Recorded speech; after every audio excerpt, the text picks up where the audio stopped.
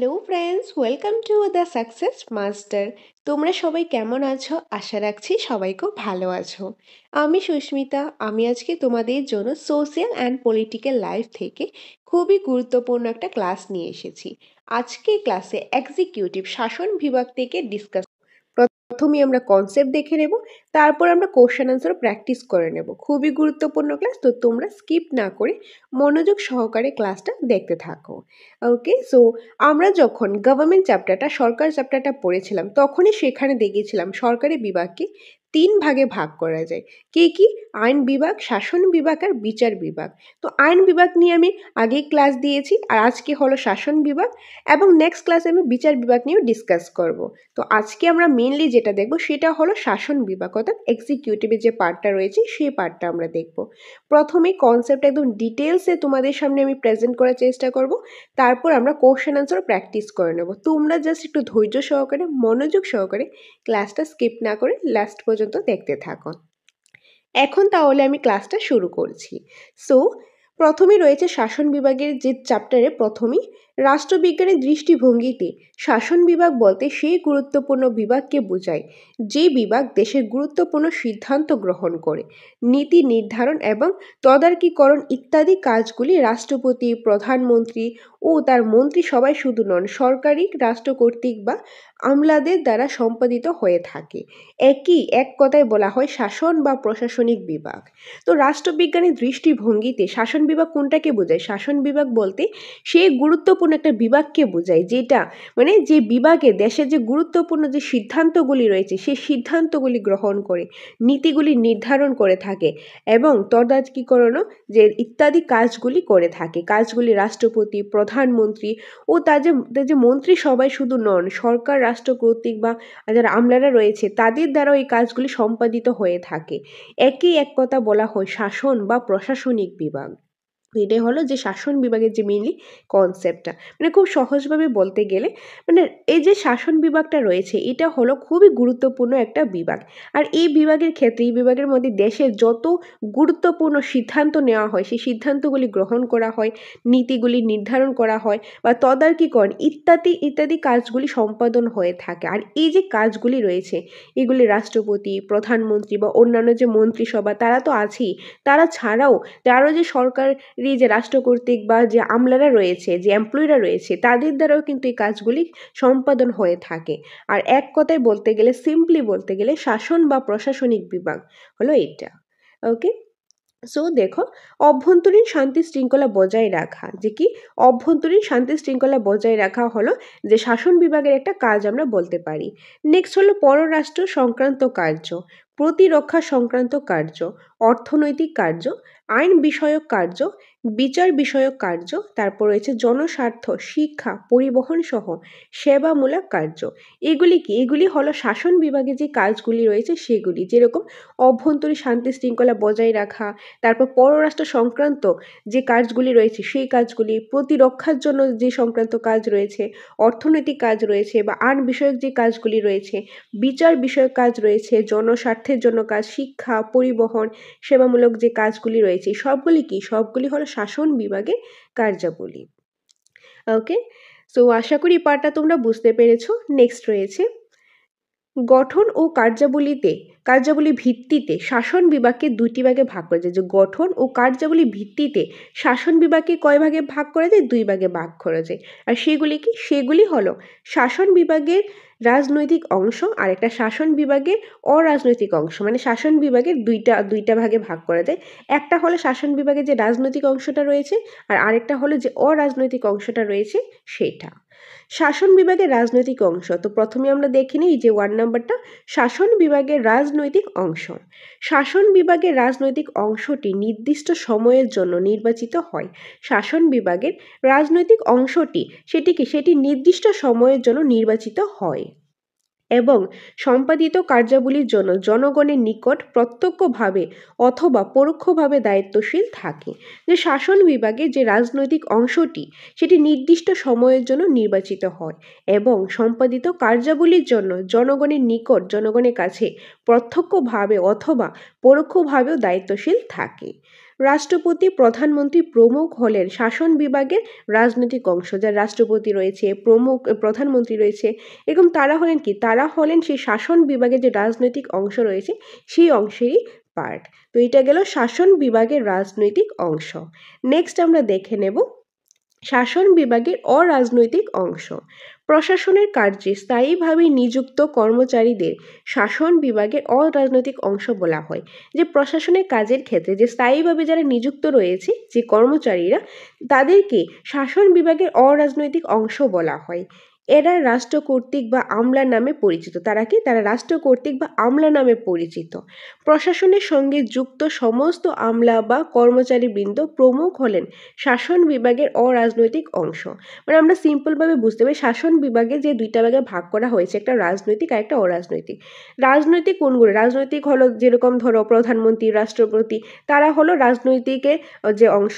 আর যারা যেরকম আমলা রয়েছে রাষ্ট্র কর্তৃক, যে সরকারি আমলা রয়েছে, রাষ্ট্র কর্তৃক রয়েছে, তারা হলেন কি? তারা হলেন যে কর্মচারীরা রয়েছেন, তারা হলেন শাসন বিভাগের যে অরাজনৈতিক রয়েছে সেটার পার্ট। ওকে, তো এটা গেল শাসন বিভাগের অরাজনৈতিক অংশ। তো আশা করি তোমরা এই পার্টটা ভালোভাবে বুঝতে পেরেছো। নেক্সট রয়েছে একক পরিচালক বিশিষ্ট শাসন বিভাগ। এখন আমরা কি দেখব? একক পরিচালক বিশিষ্ট শাসন বিভাগ। দেশের শাসন বিভাগীয় যাবতীয় ক্ষমতা একজন পরিচালকের হাতে ন্যস্ত থাকে। যে দেশের শাসন বিভাগীয় যত ক্ষমতা রয়েছে সেগুলি একজনের হাতে, একজন পরিচালকের হাতে এগুলি ন্যস্ত থাকে এবং তার নির্দেশে ও নেতৃত্বে শাসন কার্য পরিচালিত হয়, এবং তার যে নির্দেশে ও নেতৃত্বে শাসন কার্যটা পরিচালিত হয়, তখন তাকে একক পরিচালক বিশিষ্ট শাসন বিভাগ বলা হয়। মানে দেশের যে শাসন বিভাগটা রয়েছে, দেশের শাসন বিভাগের যাবতীয় যত ক্ষমতা রয়েছে সেগুলি একজনের হাতেই, মানে একজন পরিচালকের হাতেই ন্যস্ত থাকে। তার নির্দেশে বা তার নেতৃত্বে সেই শাসন কার্যটা পরিচালিত হয়, তখন তাকে সেই একক পরিচালক বিশিষ্ট শাসন বিভাগ বলা হয়। যেমন মার্কিন যুক্তরাষ্ট্রের রাষ্ট্রপতি হলেন একক পরিচালক শাসন ব্যবস্থা, একটি দৃষ্টান্ত। যেরকম মার্কিন যুক্তরাষ্ট্রের যে রাষ্ট্রপতি, তিনি হলেন একক পরিচালক শাসন ব্যবস্থা, একটি দৃষ্টান্ত, একটি এক্সাম্পল। ওকে, তো বলতে গেলে সিম্পলভাবে বলতে গেলে একক পরিচালক হলো দেশের যে শাসন বিভাগে যত ক্ষমতা রয়েছে, যত কাজ রয়েছে, সেগুলি সব দায়িত্ব থাকে একজনের হাতে, একজন পরিচালকের হাতে এগুলি দায়িত্বগুলো থাকে।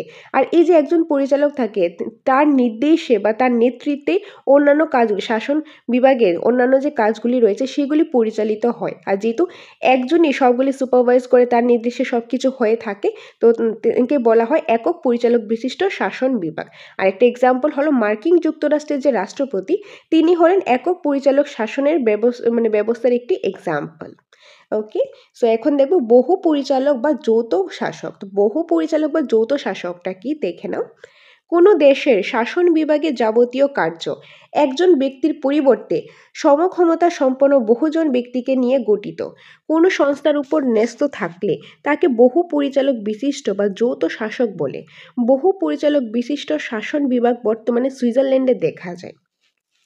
বহু পরিচালক আর বা যৌথ শাসক বলতে কি বোঝায়?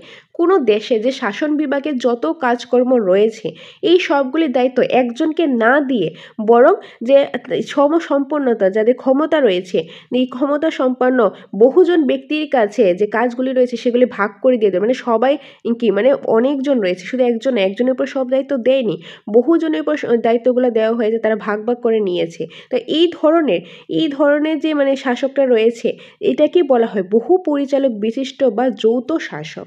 যেরকম একটা এক্সাম্পল, বহু পরিচালক বিশিষ্ট শাসন বিভাগটা বর্তমানে সুইজারল্যান্ডে দেখা যায়। কোথায় দেখা যায়? সুইজারল্যান্ডে দেখা যায়।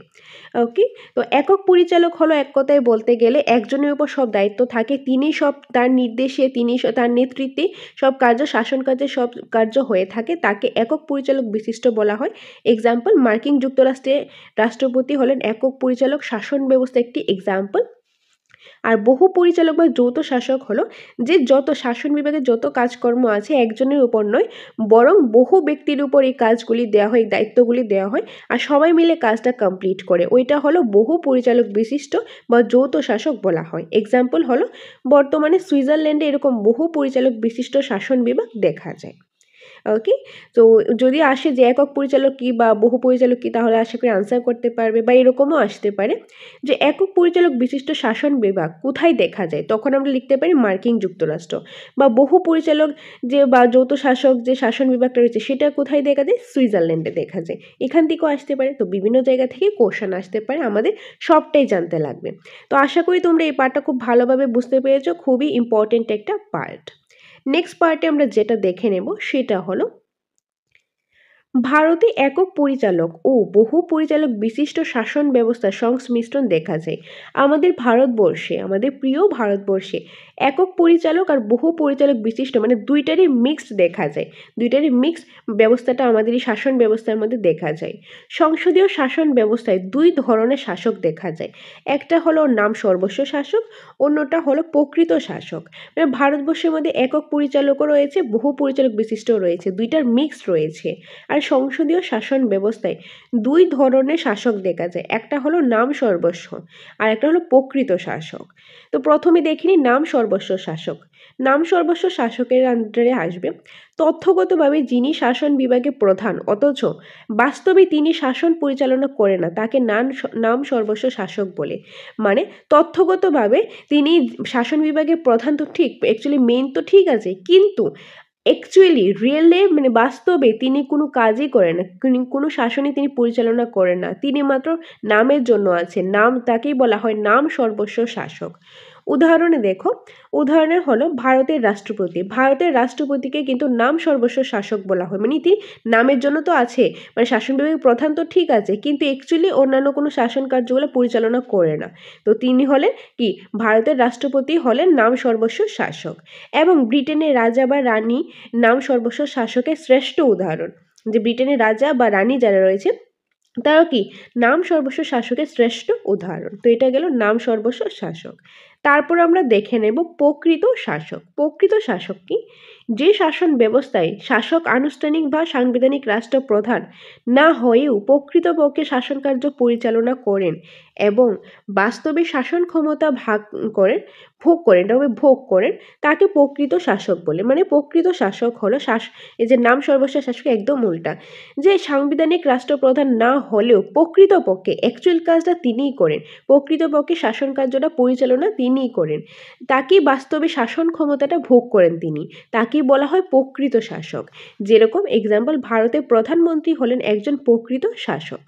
ওকে, তো ভারতবর্ষে যদি দেখি নাম সর্বস্ব শাসক, রাষ্ট্রপতি, প্রকৃত শাসক হলেন প্রধানমন্ত্রী। যে নামের জন্য তো রাষ্ট্রপতি আছে, কিন্তু অ্যাকচুয়াল কাজটা কমপ্লিট করে কে, কাজটা সম্পাদন করে পরিচালনা করে প্রকৃত শাসক প্রধানমন্ত্রী, ভারতের প্রধানমন্ত্রী। এটা আমি ভারতের ক্ষেত্রে বলছি। ওকে, সো এখন দেখব নাম সর্বস্ব ও প্রকৃত রাষ্ট্রপ্রধানের মধ্যে কি পার্থক্য রয়েছে সেটা দেখে নেব। নাম সর্বস্ব শাসক তথ্যগতভাবে রাষ্ট্রের প্রধান হলেও তিনি শাসন বিভাগ পরিচালনা করে না। যে নাম সর্বস্ব শাসক তথ্যগতভাবে রাষ্ট্রের প্রধান হলেও তিনি শাসন বিভাগের যে কাজটা সেটা পরিচালনা করে না, কিন্তু প্রকৃত শাসক তথ্যগতভাবে রাষ্ট্রের প্রধান না হলেও তার নির্দেশে দেশের শাসন বিভাগ পরিচালিত হয়। অর্থাৎ নাম সর্বস্ব শাসককে বলা হয়েছে তিনি মানে তথ্যগতভাবে রাষ্ট্রের প্রধান, কিন্তু অ্যাকচুয়ালি তিনি কোনো কার্য পরিচালনা করে না। কিন্তু যারা প্রকৃত শাসক রয়েছে, তথ্যগতভাবে রাষ্ট্রের প্রধান না হয়েও তার নির্দেশে সব কাজকর্ম হয়ে থাকে, সব শাসন বিভাগ পরিচালিত হয়ে থাকে। তো এটাই হলো নাম সর্বস্ব আর প্রকৃত শাসনের মধ্যে যে পার্থক্যটা রয়েছে সেটা। তারপর আমরা যেটা দেখে নেব সেটা হলো উত্তরাধিকার সূত্রে মনোনীত শাসক। যে উত্তরাধিকার সূত্রে মনোনীত শাসক, নির্বাচনে পরিবর্তে যখন কোনো শাসক উত্তরাধিকার সূত্রে মনোনীত হয় তখন তাকে উত্তরাধিকার সূত্রে মনোনীত শাসক বলা হয়।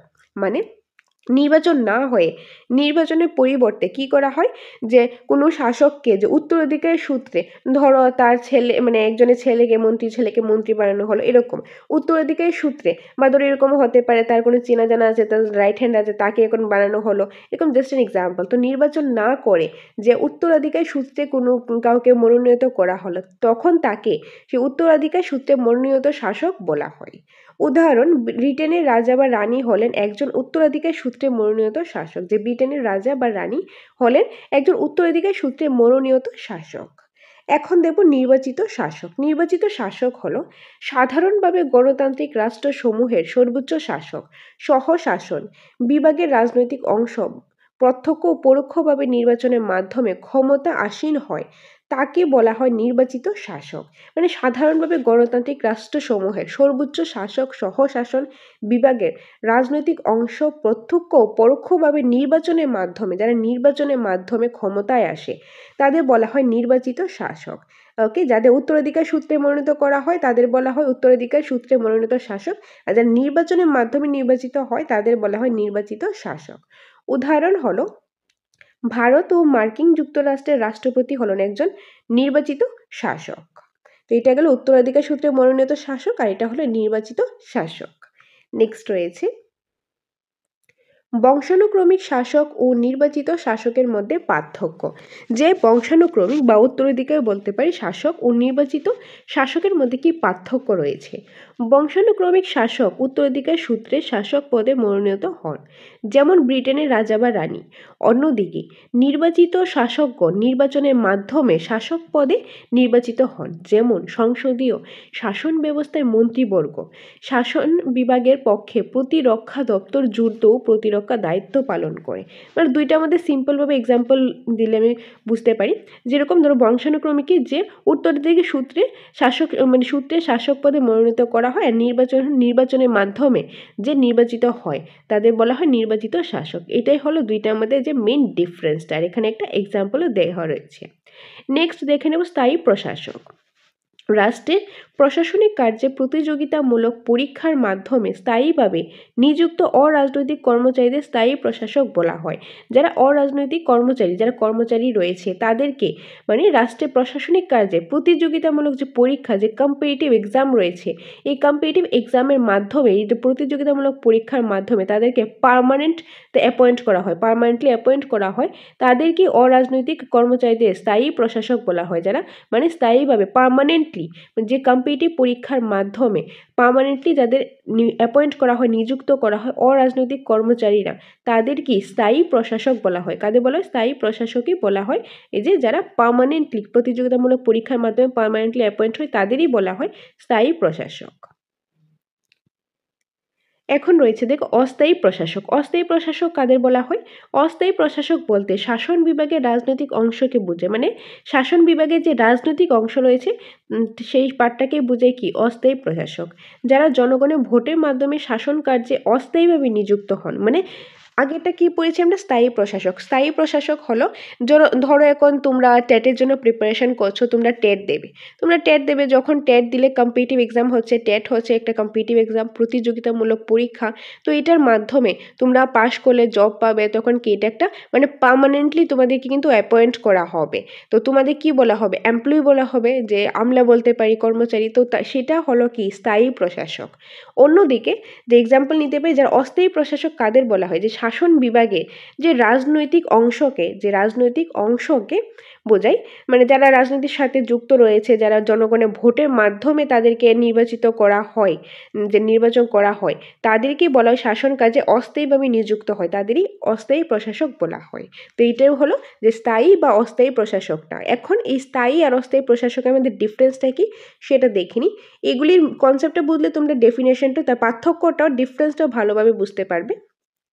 স্থায়ী প্রশাসক ও অস্থায়ী প্রশাসকের মধ্যে পার্থক্যটা এই জায়গায় যে স্থায়ী প্রশাসক হলেন শাসন বিভাগের অরাজনৈতিক অংশ। স্থায়ী প্রশাসক কোনটা?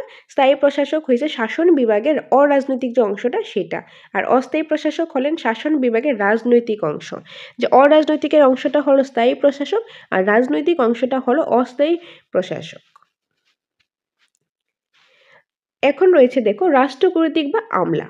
প্রশাসনিক কার্যে নিযুক্ত স্থায়ী কর্মচারী যারা যোগ্যতার ভিত্তিতে প্রতিযোগিতামূলক পরীক্ষার মাধ্যমে নিযুক্ত হন তাদের রাষ্ট্রকর্তৃক বা আমলা বলা হয়।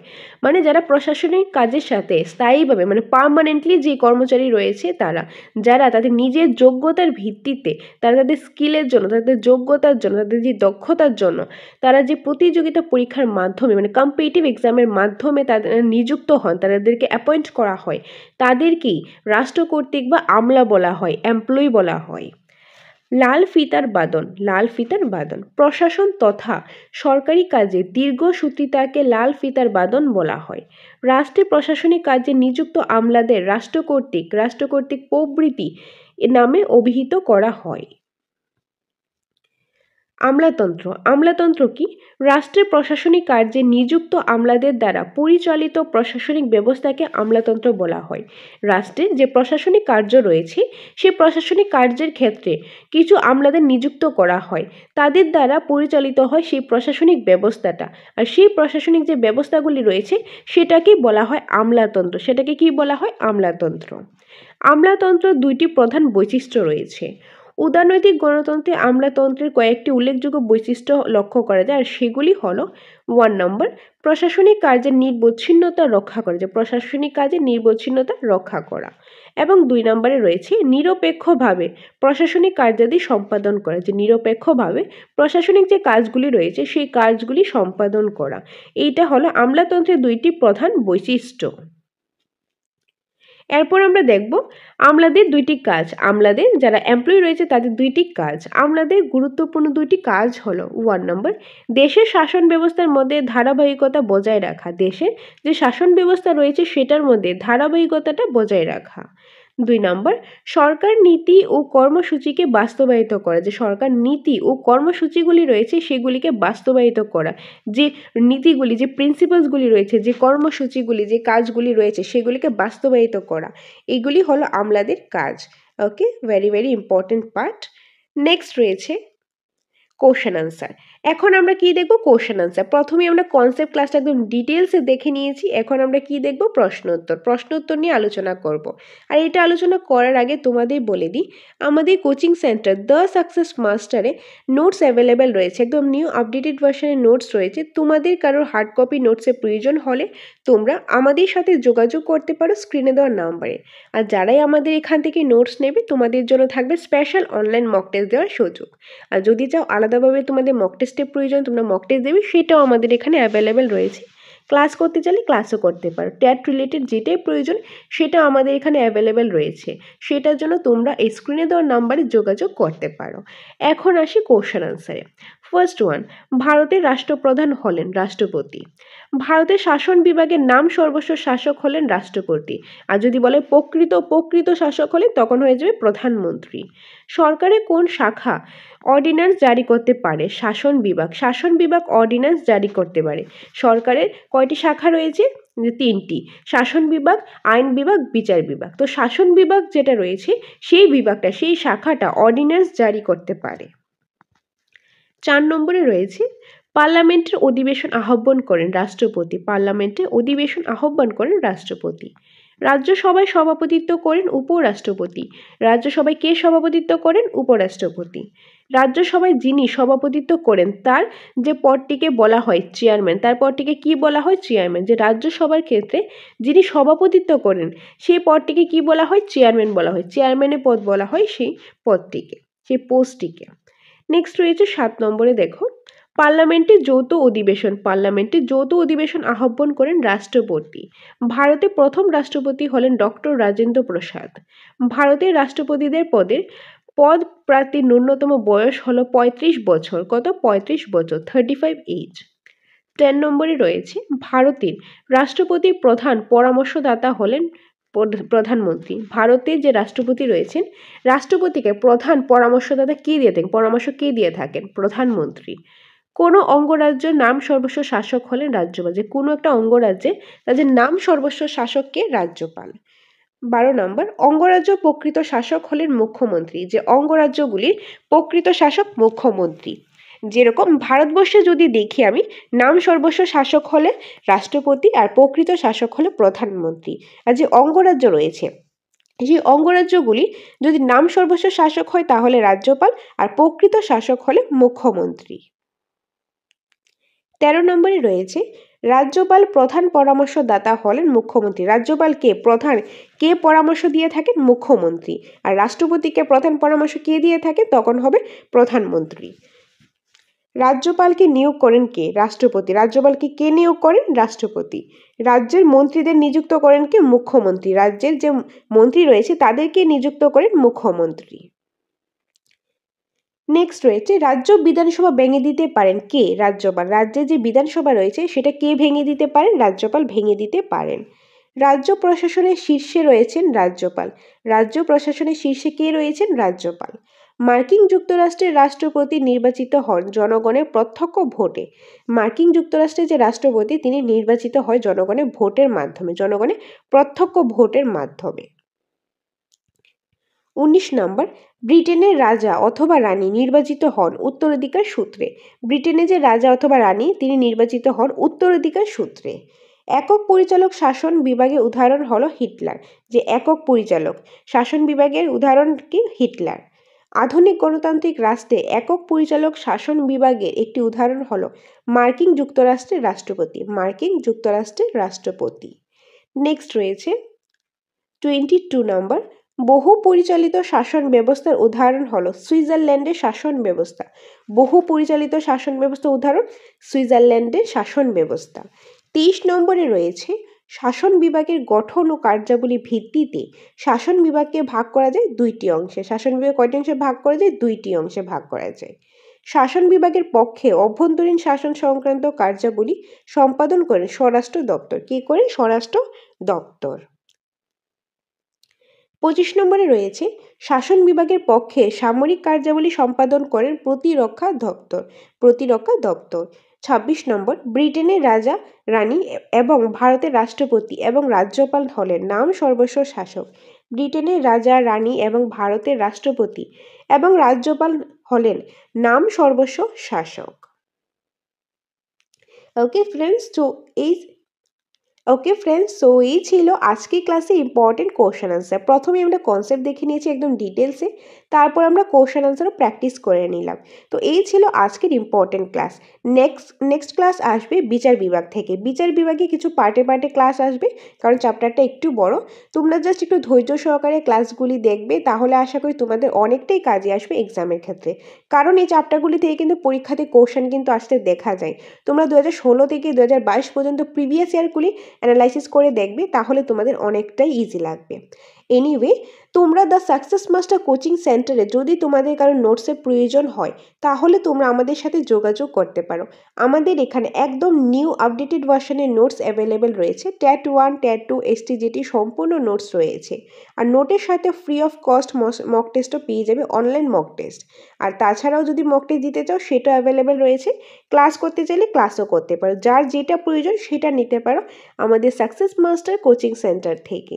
বাকি ডিটেলসের জন্য তোমরা এই নম্বরে ফোন করে ডিটেলসটা জেনে নিতে পারো। সো এটাই ছিল আজকের ক্লাস। আশা করি ভালো লেগেছে, হেল্পফুল লেগেছে ক্লাসটা। পরবর্তী ক্লাসটা খুব শীঘ্রই নিয়ে আসবো। তোমরা জাস্ট আমাদের সাথে থাকো, পাশে থাকো। দেখা হবে পরবর্তী একটা ক্লাসে। Thanks for watching.